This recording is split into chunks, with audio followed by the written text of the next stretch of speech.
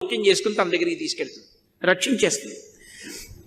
కానీ నోటితో ఉత్తినే వెళ్ళి నేను ఆయన చెప్పమన్నాడమ్మా అందుకు చెప్తున్నాను అని చెప్తే కాదు, త్రికరణ శుద్ధిగా నేను ధార్మికంగా బ్రతకలేకపోతున్నాను, సాధన చేయలేకపోతున్నాను, కనీసం ఒక్కొక్కటైనా విడిచిపెట్టలేకపోతున్నాను, చిన్న చిన్నవి కూడా విడిచిపెట్టలేకపోతున్నాను, ఎప్పుడూ ప్రలోభాలే లేదు, పరమేశ్వరుడు జోక్యం చేసుకుంటే తప్ప నా జీవితం చక్కబడదు అని నువ్వు భగవంతుడికి చెప్తే దాన్ని శరణాగతి అంటారు.